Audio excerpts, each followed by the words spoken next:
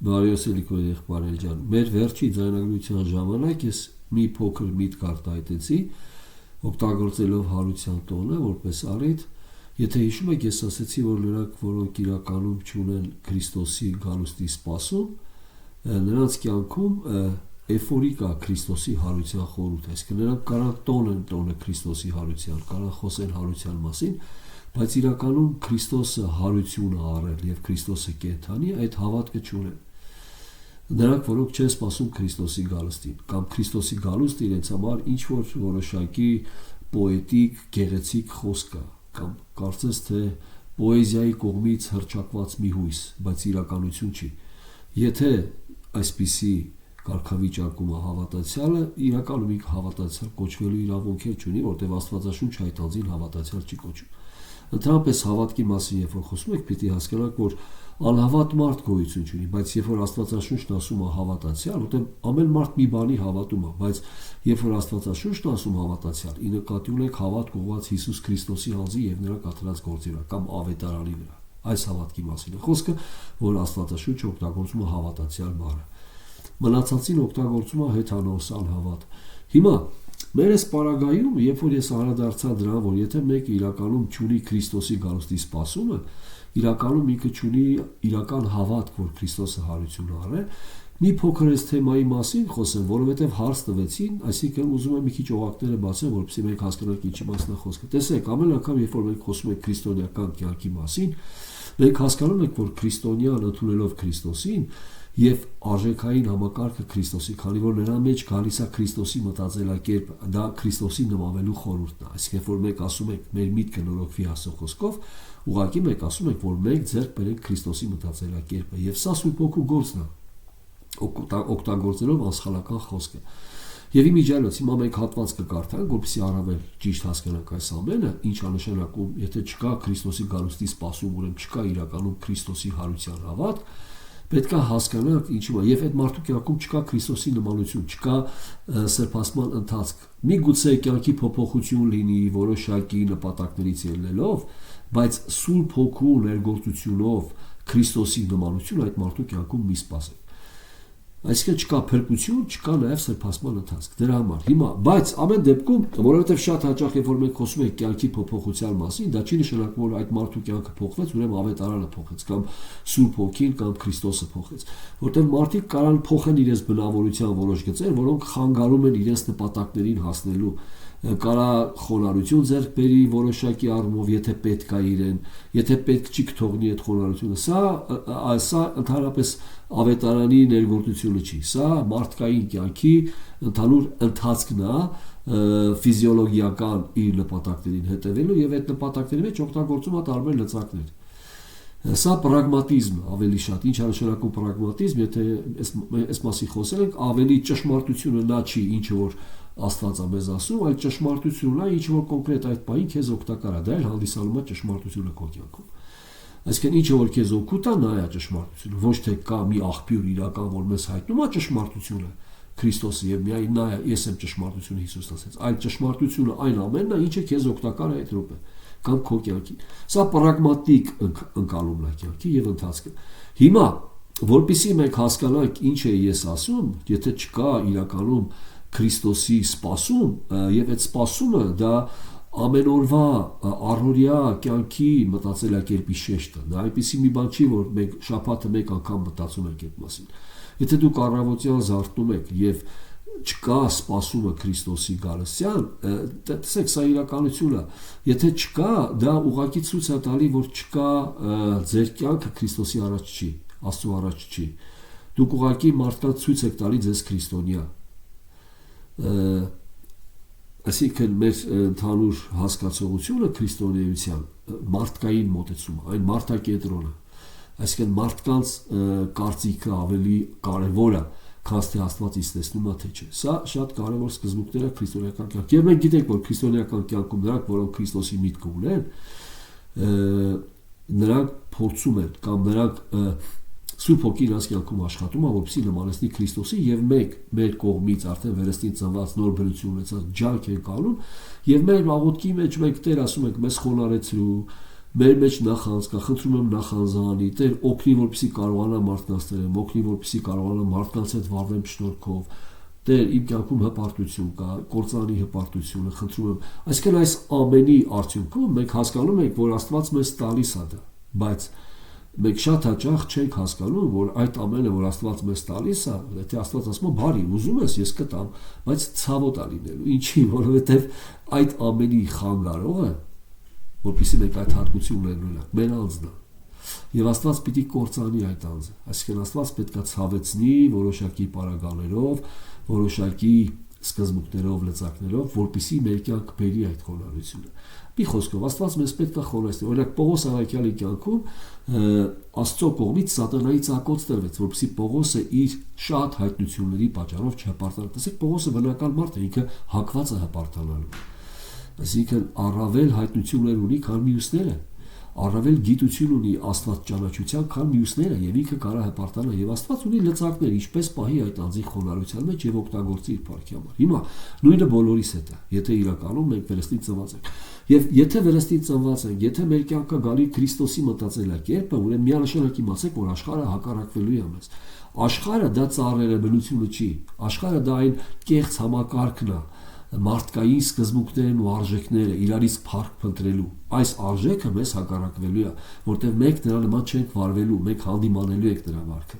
Հիմա այս պարագայում, երբ որ մենք խոսում ենք քրիստոնյան այս դժվար process-ի մեջ, այս աշխարհի մեջ լինելով, մենք գիտենք, որ Քրիստոսը աղոթեց. Տեր, չեմ աղաչում, որ աշխարհից վերցնես նրանց, այլ որ պահես նրանց չարից այս աշխարհում, եւ նրանց սուրբ արա քո խոսքով, որտեղ քո խոսքը ճշմարտություն է։ Հիմա այս process-ի մեջ մենք հասկանում ենք, որ աշխարհը հակառակ է այս անձին, բայց տեսեք, կա մի ուրախություն եւ կա մի խաղաղություն, որը մեր կյանքը գալիս Աստծուց։ Եվ ինչպես այս մասին ենք խոսալու, որովհետեւ այս խաղաղությունը եւ ուրախությունը գրավականն է, որ մենք հավատացել ենք հարուսյալ Քրիստոսին։ Այդ հիմքն է մեր հարուսյալ Քրիստոսի հավատքը որպես հիմք արտադրում է մեր կյանքում Աստծո խաղաղությունը, որը մարդկային մտքից վեր է, եւ ուրախությունը։ Եվ իմիջիայլոց սրանք երկուսը զուգահեռ են։ Եթե դուք Քրիստոսի մեջ ունեք խաղաղություն, այսինքն եթե դուք ցնծում եք Աստծով, մխիթարվում եք Աստծով, եթե իրականում ունեք Քրիստոսով մխիթարություն, միանշանակ իմացեք, այսինքն դուք ունեք Քրիստոսի մեջ եւ խաղաղություն եւ ուրախություն։ Այսինքն, եթե կա խաղաղություն Քրիստոսի մեջ, ուրեմն դուք ունեք ուրախություն։ Եվ եթե կա ուրախություն, դա նշանակում է դուք ունեք խաղաղություն։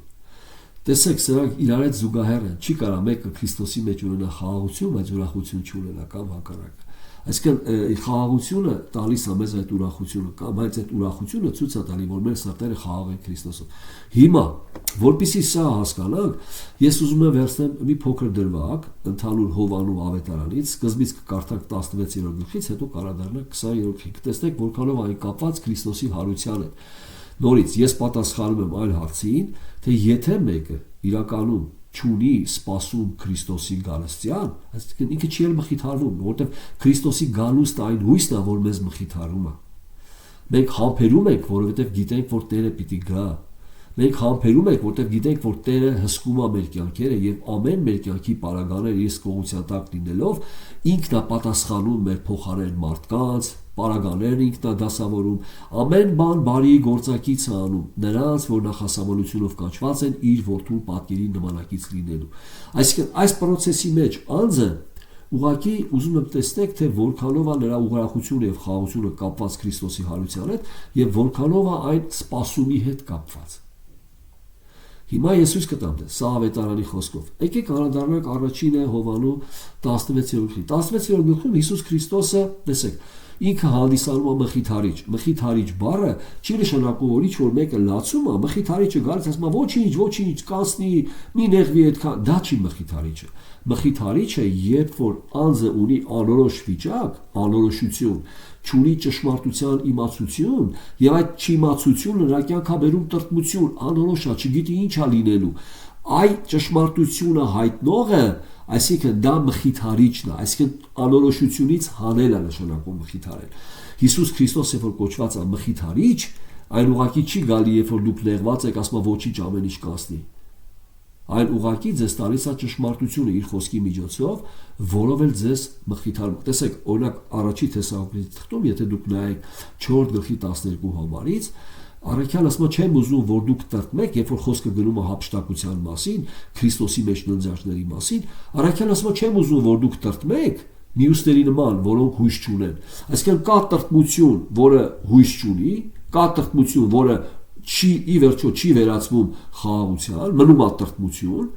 այն մահ արտադրում, եւ կա տրտմություն, որը ի վերջո հույս ունի, լույս է ծագում վերևում։ Տեսեք, ես կարդամ իմ այդ հատվածը, քանի մի քիչ շեղում եք թեմայից, բայց տեսեք,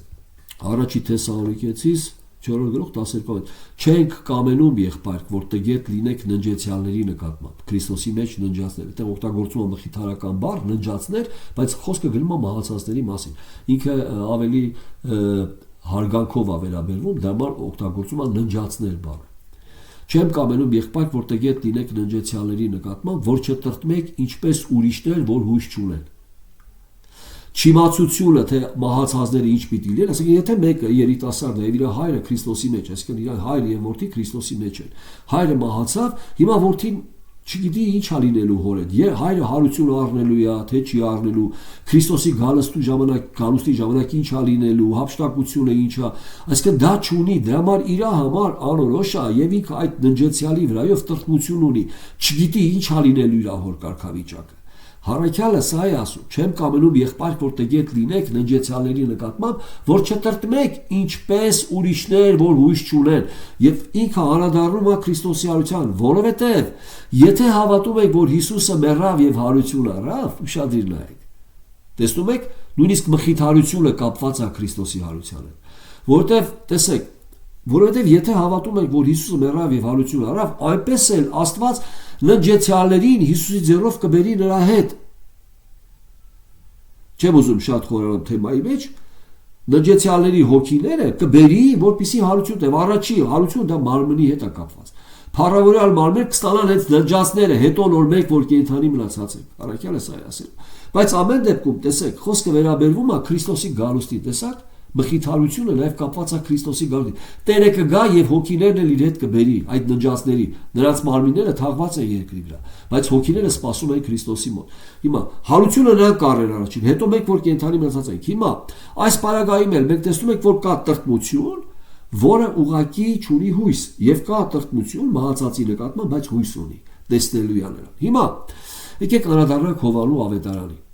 Եվ այս պարագայում 16-րդ Հովանու 16-րդ գլխում Քրիստոսը խոսում է, որ ինքը որպես մխիթարիչ հիմա գնում է եւ անդրադառնում է, որ ես ձեզ մենակ չեմ թողում, ես ձեզ որբ չեմ թողնում։ Ես ձեզ չեմ թողում մենակ, միշտ ձեզ կմխիթարեմ եւ կուղարկեմ մխիթարիչը Սուրբ Հոգին։ Տեսեք, եւ Սուրբ Հոգու գալուստը սերտ կապված Աստծո խոսքի հետ։ Նա ասում է ինձանից կվերցնի եւ ձեզ կտեսք։ Այդ մխիթարությունը, որը նշանակում է անորոշ վիճակից հանել, որը նշանակում է ճշմարտությունով ձեզ առաջնորդել, որpեսզի դուք անորոշ վիճակում չլինեք, չտրտմեք, այն ձեզ կմխիթարի, կվերցնի ինձանից եւ ձեզ կտա, այսինքն կվերցնի ինչից, Աստծո խոսքից։ Նրանք, որոնք չեն հավատում Աստծո անսխալական խոսքին, իզուր են սպասում, որ Սուրբ Հոգին իրենց կմխիթարի։ Բացատրեմ ինչի, որտեղ Սուրբ Հոգին այն անձն է, ով այս խոսքը տվեց, եւ այդ խոսքը, այսինքն Հիսուսն ասում է ինձանից կվերցնի ձեզ կտա։ Այսինքն նա մի բան չի անի առանցին, որտեղ Հիսուս Քրիստոսը ով է, ինքը խոսքն է մարմին դարձած։ Եվ խոսքը մարմին դարձավ եւ մեր մեջ մնաց։ Ինձնից կվերցնի եւ ձեզ կտա։ Այսինքն այդ խոսքը Սուրբ Հոգուն, ով տվեց այդ խոսքը, ով գրեց առաքյալների միջոցով այդ խոսքը, ինքն էլ այդ խոսքը կօգտագործի մեզ մխիթարելու։ Դրա համար Աստծո խոսքը ինքը ունիվերսալ լծակ է, նախասահմանված միջոց է եւ մեր սրբացման ընթացքի համար, եւ մեզ Քրիստոսին նմանեցնելու, եւ մեզ մխիթարելու։ Դրա համար Աստծո խոսքը դա այն կերակուրն է, որը նաեւ երկրորդ օրինացում ենք կարդում, մարդը ոչ միայն հացով, այլ Աստծո խոսքով։ Հիմա տեսեք, սա շատ կարևոր է, որ մենք տեսնենք, որ Քրիստոսը խոսում է մխիթարիչի մասին, այսինքն ինքը խոսում է իր գնալու մասին, որն է գնալը Քրիստոսի։ Այդ գնալու է չարչարվի, մահանա, հարություն առնի եւ փառավորվի, այսինքն համբարձվի եւ հոր աջ կողմը նստի, բարեխոս մեզ համար։ Եվ հետո պիտի գա առաջինը հափշտակությունը պիտի անի, հարությունը տա եւ հետո 7 տարի հետո մեծ նեղությունից հետո պիտի գա եկեղեցիով եւ 1000-ամյա սկսի երկրի վրա։ Դրանից հետո սատանան նորից կարձակվի, կմոլորեսնի ժողովուրդներ եւ այդ ժամանակ կլինի արդեն վերջի դատաստանը եւ մենք կտեսնենք արդեն նոր երկիր, կսկեն հավիտենական արքայությունը։ Հիմա չեմ ուզում խորհրդալ նորից սրա վրա, բայց շատ կարեւոր է որ մենք հասկանանք, որ այս հատվածում Հիսուս Քրիստոսը խոսում է իր գնալու մասին եւ նորից անդրադառնում է առաջինը, որ ձեզ մենակ չեմ թողում, կգա մխիթարիչը եւ ձեզ կմխիթարի, բայց հիմա երբ որ Քրիստոսը խոսում է իր գնալու մասին, առաքյալների սիրտը սկսում է տրտմել։ Տեսեք, ես խոսում եմ տրտմության եւ վախի մասին։ Երբ որ մենք խոսում ենք խաղաղության եւ ուրախության մասին, դրա հակաթեզիսն է վախը եւ տրտմությունը։ Ուրախություն եւ խաղաղություն, վախ եւ տրտմություն։ Սա իրականում շատ քրիստոնյաների, նույնիսկ նրանք, որոնք Քրիստոսի մեջ են, կյանքի ընթացքը եւ մեր կյանքում կա վախեր, մեր կյանքում կա տրտմություն, բայց եկեք ուշադիր նայեք ինչ է ասում Քրիստոսը եւ մենք տեսնենք աշակերտներին ինչ է ասում եւ որտեղ է փարատվում, ինչից հետո է աշակերտների տրտմությունը եւ տրտմությունը վերածվում ուրախության եւ անորոշությունը վերածվում խաղաղության, վախը վերածվում խաղաղության։ Եկեք անդրադառնանք այս հատվածին։ Հիմա ես երբ որ դուք անդրադառնաք այս խոսեցի ձեզ հետ, որ չգայթակղվեք, իրան ժողովարանից դες դուրս կհանեն, այն ժամանակ կգա, որ ամեն ով որ սպանը ձեզ կկարծե թե Աստծո պաշտոն է մատուցալու։ Այսինքն կլինի այս ամենը ձեզ հետ աշակերտների հետ խոսում։ Եվ սա կանեն ձեզ, որովհետև ոչ հորը ճանաչեցին եւ ոչ ինձ։ Այստեղ նույնպես Հիսուսը նույնականացնում է իրեն եւ հորը, որովհետև Հիսուսին տեսնողը հորը տեսավ։ Մենք չենք ասում, որ Հիսուսը հայրն է, ճիշտ հասկացեք, բայց Հիսուսը երկրի վրա ներկայացնում էր հորը, այսինքն ինչ որ Հիսուսն անում էր այն ինչ որ հայրն էր նրան ասել։ Այսինքն նրան տեսնողը հորը տեսավ։ Դուք դրա գործերը որ տեսաք, այդ հոր գործերը տեսաք։ Սրա մասին է խոսքը, որովհետև Հիսուսը երկրորդ անձն է, Հայր, Որդի եւ Սուրբ Հոգի, տարբեր 3 անձեր են, բայց մեկ Աստված, մեկ աստվածային բնություն։ Ոչ թե նման բնություններ, այլ մեկ աստվածային բնություն։ Բայց 3 տարբեր անձեր, տարբեր ֆունկցիոնալ դերերով։ Հիմա այս էլ խոսեցի ձեզ հետ 4-րդ համարը, որ երբ որ ժամանակը գա, սրանք հիշեք, թե ես ասեցի ձեզ, բայց այս բաները սկզբից չասեցի ձեզ, որովհետև ես ձեզ հետ էի, քանի որ ձեզ հետ էի, չասեցի, բայց հիմա, քանի որ գնում եմ, ասում եմ ձեզ, որովհետև դուք տրտմում եք, երբ որ ես ասում եմ, գնում եմ, բայց հիմա ինձ ուղարկողի մոտ եմ գնում եւ ձեզանից ոչ մեկ չի հարցնում ինձ, թե ուր ես գնում, այլ որովհետև այս բաները խոսեցի ձեզ հետ, տրտմությունը լցրեց ձեր սիրտը։ Քրիստոսը ձեր հետ էր, Քրիստոսը իրանց մոտ էր, իրանք ուրախ են եւ անորոշ չեն։ Ինչ հարց որ կա, Քրիստոսը լուծում է։ Հիմա Քրիստոսն ասում է, ես գնում եմ, իրանք մտածում են, բա մենք ինչ ենք անելու։ Այսինքն այսքան ժամանակ Քրիստոսի հետ էինք, մարդիկ մեզ հակառակվեցին, հիմա Քրիստոսը գնում է, մենք մնում ենք մենակ այդ հակառակության դեմ։ Բայց հիմա տեսեք, սրանից հետո, այլ որովհետև այս բաները խոսեցի ձեզ հետ, տրտմությունը ցած ձեզ տեր, բայց ես ճշմարտություն եմ ասում ձեզ, թե լավ է ձեզ համար, որ ես գնամ, որովհետև եթե չգնամ, մխիթարիչը չի գա ձեզ մոտ։ Բայց եթե գնամ, նրան կուղարկեմ ձեզ մոտ։ Իսկ Քրիստոսը խոսում է, որ ձեզ մենակ չեմ թողում, մի վախեցեք։ Հիմա սրանից հետո եւ խոսում է, որ Սուրբ Հոգին գա ինչ կանի այն կհանդիմանի մեղքի համար, աշխարհին, արդարության համար։ Ամեն դեպքում, այս մասին չի խոսքը, բայց եկեք անդրադառնանք կարևոր մի հատվածի։ Տեսեք, ես կընթերցեմ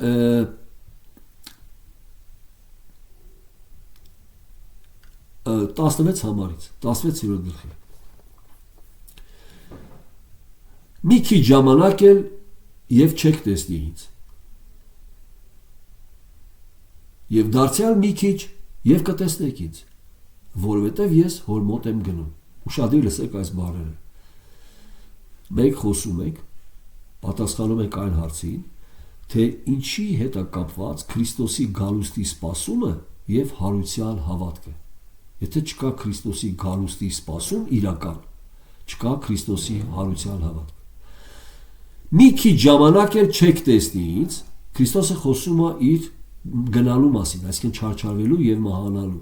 Մի քիչ ժամանակ էլ չեք տեսնի ինձ եւ դարձյալ մի քիչ եւ կտեսնեք ինձ, որովհետեւ ես հոր մոտ եմ գնում։ Նրա աշակերտներից ոմանք իրար ասում էին. «Սա ինչ է, որ ասում է մեզ. մի քիչ ժամանակ եւ չեք տեսնի ինձ եւ դարձյալ մի քիչ եւ կտեսնեք ինձ, եւ եթե ես հոր մոտ եմ գնում, եւ թե ես հոր մոտ եմ գնում»։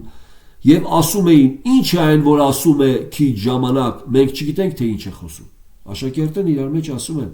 եւ Հիսուսը իմացավ, որ ուզում էին հարցնել իրան եւ ասեց նրանց. Սրա համար եք հարցնում իրար, որ ասեցի, թե մի քիչ ժամանակ եւ չեք տեսնի ինձ եւ դարձյալ մի քիչ եւ կտեսնեք ինձ։ Ճշմարիտ, ճշմարիտ ասում եմ ձեզ, որ դուք լաց կլինեք եւ կողպաք եւ աշխարհը կուրախանա։ Ուշադիր նայեք։ Դուք իմ աշակերտներս կլացեք եւ կողպաք, սրանք հասարակ բառեր չեն։ Մեծ հիասթափություն եւ վախ, դուք կլացեք եւ կողպաք եւ աշխարհը կուրախանա։ Ուշադիր լսեք, խնդրում եմ բառերը։ Դուք կտրտմեք, այլ ձեր տրտմությունը ուրախություն կլինի։ Կինը երբ որ ծնում է, տրտմություն ունի։ Համեմատություն տեսնում եք կնոջ ցավի հետ, ծննդաբերական ամենամեծ ցավերից մեկը աշխարհի վրա։ Կինը երբ որ ծնում է, տրտմություն ունի, որ նրա ժամանակը հասել է, բայց երբ որ երեխան ծնեց, նեղությունը էլ չի հիշում։ Այն ուրախության համար, որ մի մարդ ծնվեցավ աշխարհի մեջ։ Տեսակ տրտմություն եւ ուրախություն։ Հեսա կտեսնեք նաեւ խաղաղություն բառը։ Հիսուսն ասում է, ես գնում եմ եւ դուք կտրտմեք, կվախենաք եւ կողպաք։ Բայց մի քիչ ժամանակ հետո այն կփոխվի ուրախության։ Եվ դուք էլ հիմա տրտմություն ունեք, բայց 22 համարը, եւ դուք էլ հիմա տրտմություն ունեք, բայց դարձյալ կտեսնեմ ձեզ,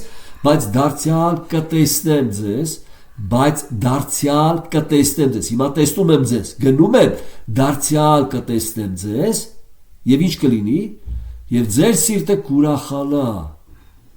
Եվ ձեր ուրախությունը ոչ ոք չի առնի ձեզանից։ Եվ Տերից ասում է, մինչև հիմա ոչինչ չխնդրեցիք իմ անունով, խնդրեցեք եւ կառնեք, որտեղ ձեր ուրախությունը կատարյալ կլինի։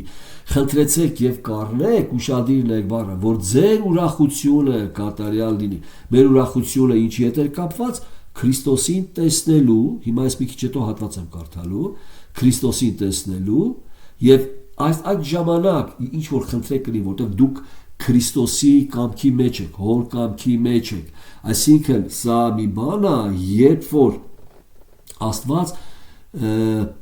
տալիս է մեզ այն հասկացողություն, մեր մտքի նորոգությունը, Քրիստոսի մտածելակերպը ունենալով, մենք խնդրում ենք այն ամենը, ինչ որ մեր փոխարեն Քրիստոսը կխնդրեր մեզ համար։ Այսինքն իմ անունով խնդրել չի նշանակում ինչ ուզում եք խնդրեք միայն Քրիստոսի անունը որպես պեչատ տվեք կստանաք, դրա մասին չի խոսքը։ Այսինքն դուք արդեն խնդրում եք այն ամենը, ինչ որ Հիսուսը կխնդրեր հորից ձեզ համար։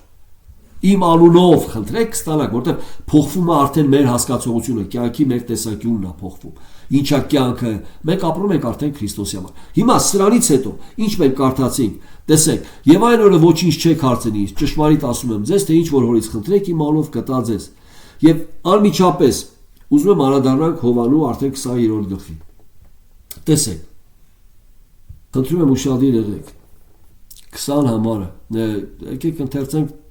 19 համարից։ Եվ նույն օրը մի շաբթի իրիկունը, երբ որ դռները փակված էին, իսկ դռները փակված էին, որովհետև աշակերտները ներսում վախեցած էին։ Եվ նույն օրը մի շաբթի իրիկունը, երբ որ դռները փակված էին, այնտեղ ուր որ աշակերտները ժողված էին հրյաների վախից, տեսակ վախը։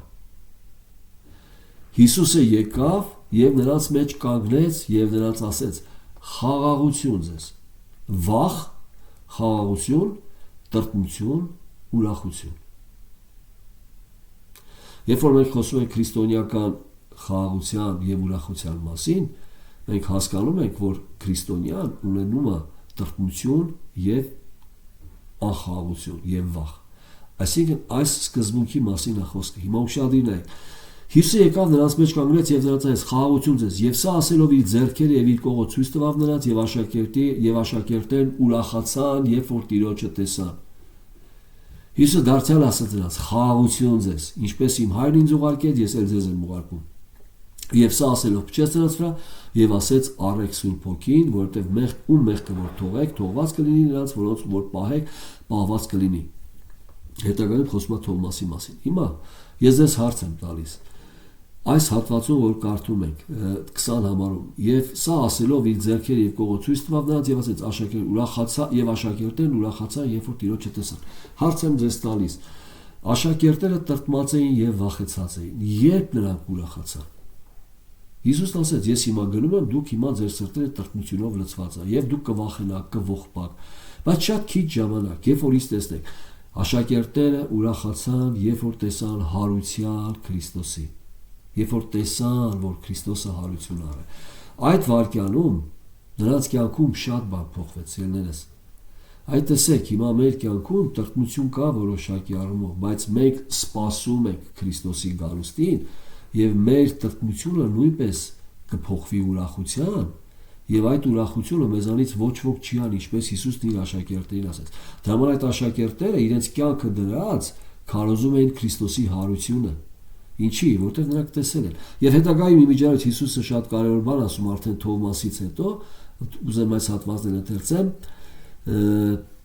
եւ երբ որ Թովմասի մասին ասում է Հիսուսը նրանց ասեց, որտեղ տեսար ինձ Թովմասին հավատացիր, Երանի նրանց, որ չեն տեսել եւ հավատում են։ Դա արդեն մեզ է վերաբերվում, այսինքն աշակերտներից հետո մյուս աշակերտներին, որոնց բովանդակության մեջ նաեւ մենք ենք։ Երանի նրանց, որ չեն տեսել, բայց հավատում են։ Այսինքն մենք նույնպես ունենք որոշակի տրտմություն որպես քրիստոնյաներ, աշխարհը մեզ հակառակ է։ Եվ այդ սպասումը, որ մենք ունենք Քրիստոսի գալուստին, մի օր մենք կտեսնենք Քրիստոսին, ինչպես աշակերտները տեսան, եւ նրանց տրտմությունը փոխվեց ուրախության, մերն էլ կփոխվի ուրախության։ Մենք հիմա ունենք ուրախություն, այդ ուրախությունը մեզ տալիս է Քրիստոսի սպասումը, հավատը։ Դա տալիս է մեզ ուրախություն եւ մեր կյանքում խաղաղություն, բայց առավել այն կլինի ամուր, վստահելի, ամբողջական, երբ որ նրանք տեսնենք ինչպես որ է։ Այս նրա մասին է խոսքը, երբ որ ես ընդհանուր այդ հատվածի մեջ խոսեցի, որ նրանք, որոնք չունեն իրականում Քրիստոսի սպասումը, նրանք չունեն իրականում, որ Քրիստոսը հարություն առ այդ հավատքը, այս նրա հետ է կապված։ Տեսեք, մեր այս հասկացողության մեջ մեր քրիստոնեական ուրախությունը եւ խաղաղությունը դա մեր մարդկային մտքից վեր է, դա աշխարհի խաղաղությունը եւ ուրախությունը չի սերներս։ Երբ որ Սուրբ Հոգին տալիս է մեզ ուրախություն եւ խաղաղություն, այն կապված է Աստծո խոսքի հետ, եւ Աստծո խոսքի մեջ այն տալիս է մեզ Քրիստոսի հարության լուրը։ Եվ այդ հարության լուրի վստահությունը, ամրությունը մեր կյանքերը կանգնեցնում է։ Այսինքն սա Սուրբ Հոգու գործն է, ով օգտագործում է անսխալական խոսքը։ Դրա համար սա շատ կարևոր է, երբ որ մենք հարության տոն ենք տոնում, ուշադիր եղեք, ամեն մեկդ ուշադիր եղեք։ Իրականում այդ տոնը ձեր սրտերի մեջ կա, թե ուղղակի առիթ եք օգտագործում, բայց այդ ուրախությունը եւ այդ խաղաղությունը դա արդեն վկայում է, որ դուք հավատում եք Քրիստոսի հարության։ Տերը ձեզ օրհնի իր փառքի համար։ Ամեն։